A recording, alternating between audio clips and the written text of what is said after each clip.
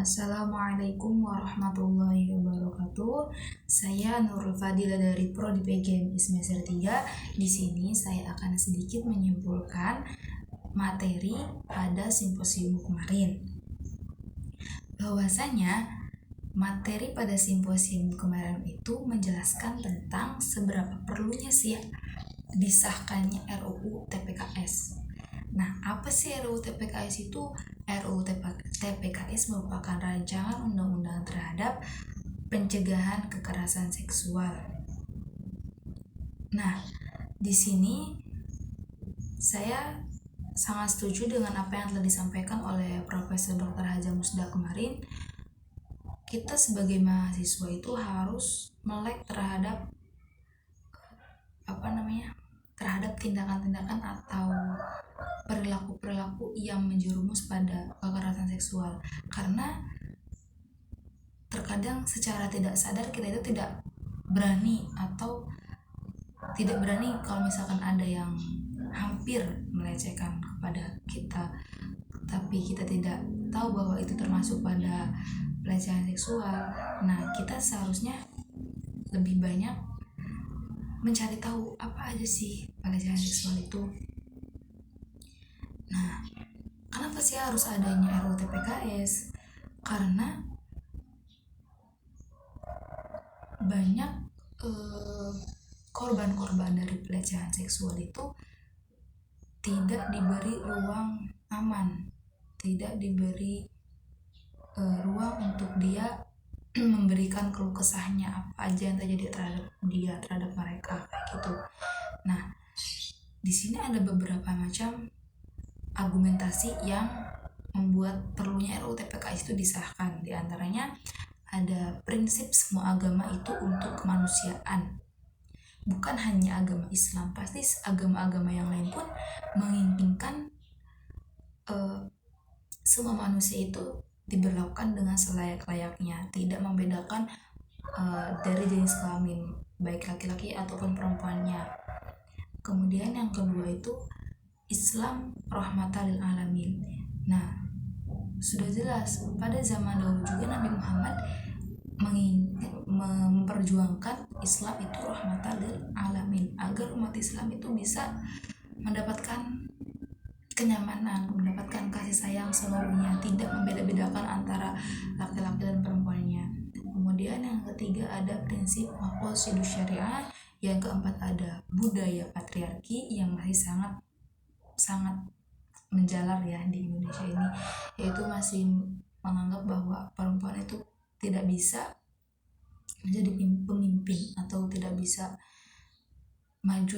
selangkah lebih maju dibanding laki-laki, seperti itu. Kemudian ada kondisi interpretasi keagamaan bias gender. Nah, masih banyak orang-orang yang bias akan gender. Apa sih gender itu? Gender di sini itu merupakan sifat ya atau perilaku yang melekat terhadap perempuan maupun laki-laki, tetapi itu bisa dirubah. Seperti halnya tidak semua perempuan lemah, tidak semua perempuan harus selalu di rumah. Perempuan juga bisa menjadi seseorang yang memiliki pendidikan yang tinggi, kemudian seseorang yang berpengetahuan luas, bisa menjadi pemimpin juga kayak gitu. Kemudian laki-laki juga tidak semua yang memiliki sifat yang kuat atau yang lainnya, tapi ada juga laki-laki yang sedikit feminim sifatnya kayak gitu. Kemudian ada kondisi hukum yang belum memihak pada korban. Nah, di sini yang sangat digaungkan itu banyak korban-korban yang malah seolah dia tuh yang salah, padahal kan seharusnya korban itu diberi ruang aman untuk dia bisa memulihkan kembali mentalnya kayak gitu. Sudah sakit fisik, mentalnya juga pasti kena, otomatis kan seharusnya ada ruang aman untuk si korban kayak gitu. Terus yang ketujuh, kondisi sosiopolitik bangsa Indonesia. Nah, itu merupakan beberapa argumentasi yang memerlukan, kenapa sih harus adanya RUU TPKS kayak gitu. Nah, dalam lingkup kampus juga kita harus membuka mata bahwasanya masih banyak mahasiswa-mahasiswa yang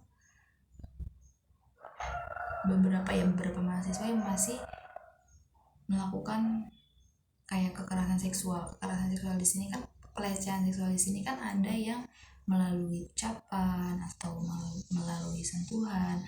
Nah, kita itu harus bisa menghindari hal-hal tersebut. Kemudian ini ada tiga perilaku yang masih banyak terjadi di lingkup pendidikan. Yang pertama itu adanya intoleransi terhadap perbedaan. Jadi belum bisa menyelaraskan terhadap perbedaan tersebut.